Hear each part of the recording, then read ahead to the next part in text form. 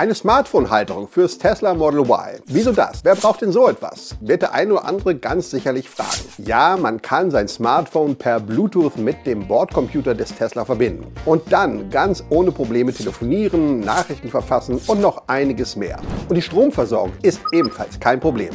Einfach das Smartphone in einer der beiden Ladeschalen unter dem großen Display ablegen, schon lädt das Gerät drahtlos per Induktion, sofern es diese Funktion auch unterstützt. So habe auch ich angefangen, um dann recht schnell festzustellen, dass das für mich keine optimale Lösung ist. Daher habe ich mich auf die Suche gemacht nach der bestmöglichen Smartphone-Halterung fürs Tesla Model Y. Das alles heute bei Ulf Hannemann Mastering Midlife Crisis. Willkommen!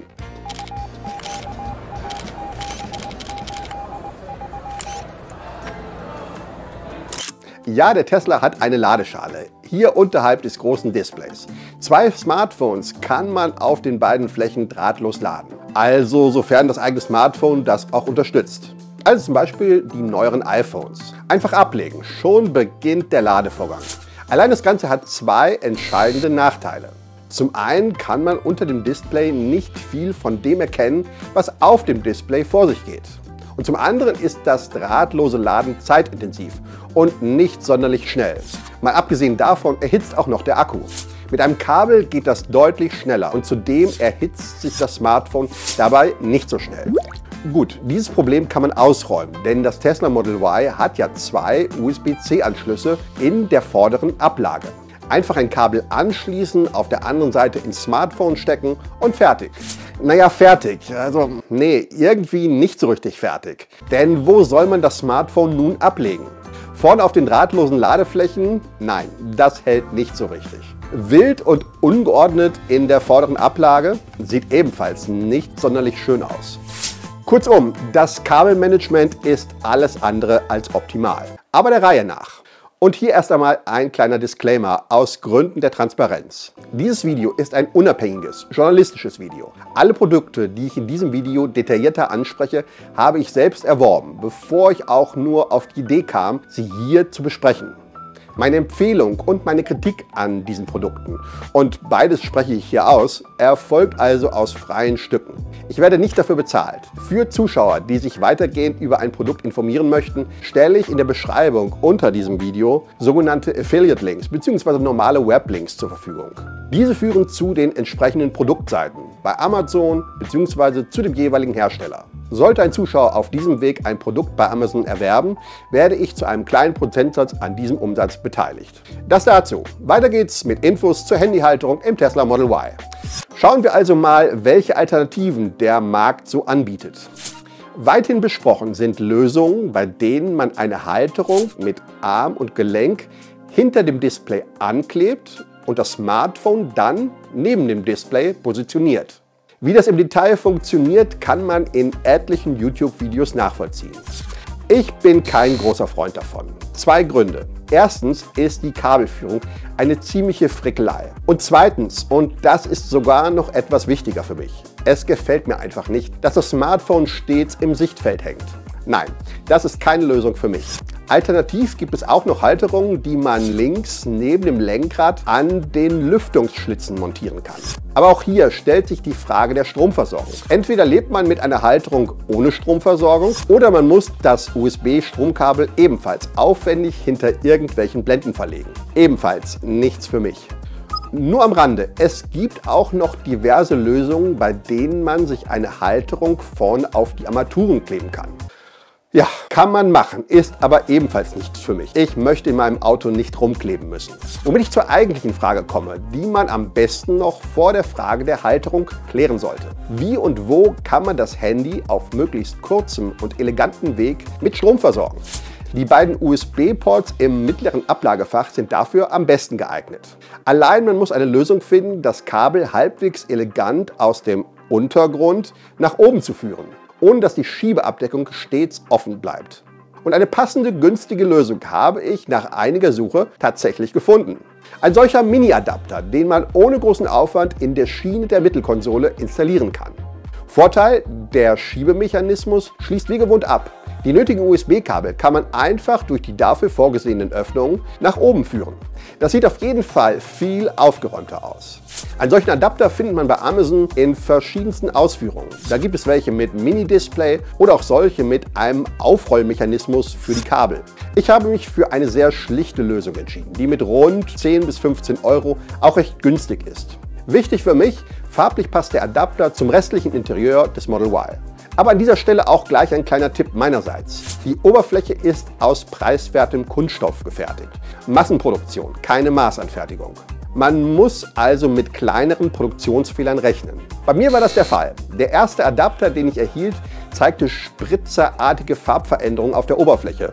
Und das hat mich gestört. Daher habe ich das Teil umgehend reklamiert, zurückgesandt und ein neues Exemplar erhalten. Dieses war dann einwandfrei. Daher würde ich ein solches Teil immer bei einem Händler in Deutschland ordern, beziehungsweise bei Amazon. Ganz einfach, weil eine Reklamation hier am einfachsten klappt. Somit habe ich also nun eine vernünftige Kabelführung organisiert. Wenn nötig, können sowohl Fahrer als auch Beifahrer das USB-Kabel durch die Öffnung ziehen und das Smartphone somit Strom versorgen. Selbst wenn man das Gerät zeitgleich in der Hand halten und laden möchte. Das Schöne, wenn man das Kabel nicht mehr benötigt, schiebt man es einfach bis zum Anschlag zurück in die Ablage. Da hängt kein Kabel in der Luft, alles ist wohl organisiert. Passt. Bleibt die Frage, wie und wo man das Smartphone während der Fahrt ablegt.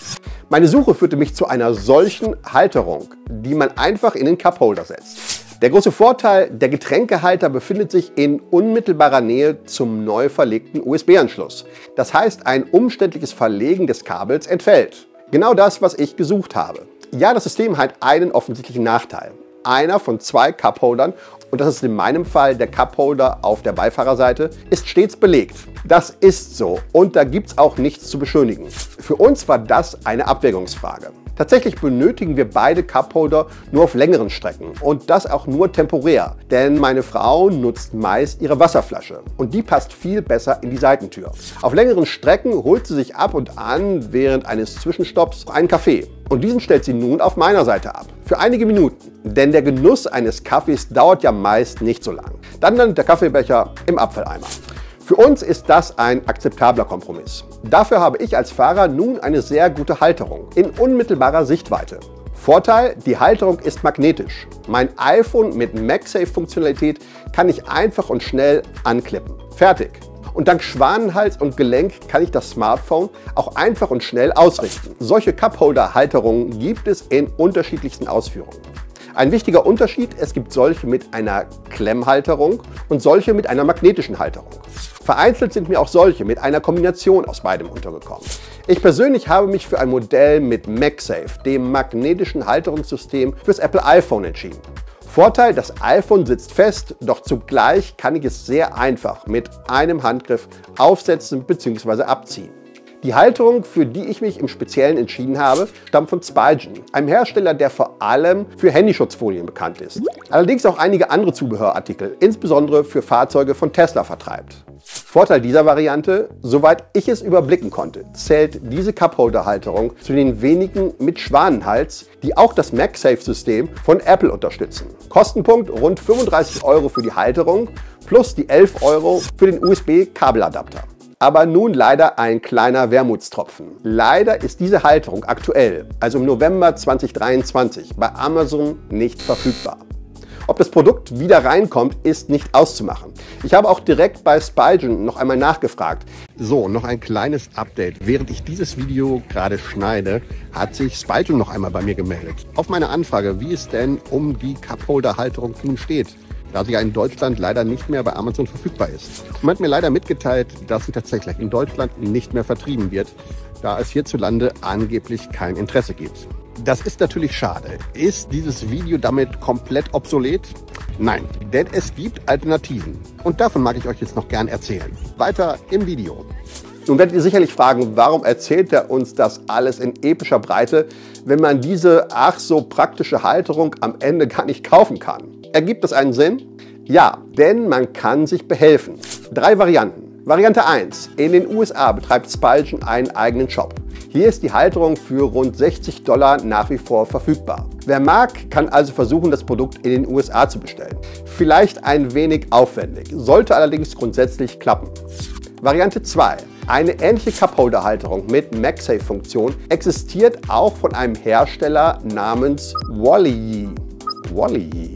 W-O-L-E-Y-I, wie auch immer man das aussprechen mag. Einziger Unterschied, die magnetische MagSafe-Platte wird nicht an einem Schwanenhals, sondern an einer Gelenkverbindung angebracht. Ich habe das Produkt nicht ausprobiert, allerdings fallen die Kommentare bei Amazon weitgehend positiv aus, sofern man tatsächlich ein iPhone mit MagSafe verwendet. Kostenpunkt rund 43 €.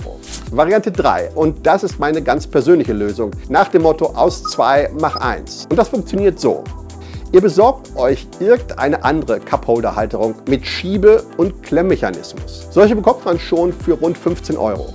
Sofern euch der daran installierte Klemm-Schiebemechanismus nicht gefällt, ersetzt ihr diesen durch eine passende MagSafe-Halterung, wie sie zum Beispiel bei Autohalterungen existieren, die man an Lüftungsschlitzen installiert. Eine solche Halterung hatte ich mir schon vor 3 Jahren für meinen BMW zugelegt. Seit dem Wechsel zu Tesla lag das Ding unbenutzt in der Ecke. Passte halt nicht mehr. Aber hin und wieder hole ich das Ding dennoch raus. Zum Beispiel, wenn ich mit einem Leihwagen unterwegs bin. Das Tolle daran, die MagSafe-Oberfläche sitzt auf einem solchen Kugelgelenk und man kann sie abmontieren und dann an einer x-beliebigen anderen Halterung mit einem solchen Kugelgelenk installieren. Und das kann eben auch die bereits genannte Cupholder-Halterung für 15 € sein. Ich habe es exemplarisch an meinem Modell ausprobiert und die Spigen MagSafe-Halterung durch meine alte MagSafe-Halterung vom BMW ersetzt. Passte, ohne Probleme. Wichtig, achtet darauf, dass ihr jeweils eine Halterung erwerbt, die die Verbindung zwischen Hals und Halterung durch eine solche normierte Kugelverbindung herstellt. Dann kann man beides wunderbar miteinander kombinieren. Kostenpunkt rund 15 bis 20 € für die Cupholder-Halterung und rund 20 € für eine MagSafe-Halterung am Lüftungsschlitz. Der preisliche Unterschied zur All-in-One-Lösung fällt also kaum ins Gewicht. Das ist meine Lösung für eine praktische Smartphone-Halterung im Tesla Model Y. Wie bereits erwähnt, Links zu den Produkten findet ihr in der Beschreibung zu diesem Video. Und wenn euch weiteres Zubehör fürs Tesla Model Y interessiert, dann empfehle ich euch dieses Video zum Thema Zubehör aus meinem Archiv. Bleibt die Frage des Tages: Wie nutzt ihr euer Handy in eurem Tesla? Einfach die Ladeschale oder nutzt ihr etwas Spezielleres? Hinterlasst doch gern eure Anmerkungen in der Kommentarspalte hier unter diesem Video bei YouTube. Und wenn euch dieses Video gefallen hat, dann hinterlasst gern ein Like. Oder noch besser, ihr abonniert meinen Kanal völlig kostenfrei und setzt zudem die Glocke, auf dass ihr künftig kein neues Video verpasst. In diesem Sinne freue ich mich auf ein Wiedersehen in Kürze. Bis demnächst hier bei Ulf Hannemann, Mastering Midlife Crisis.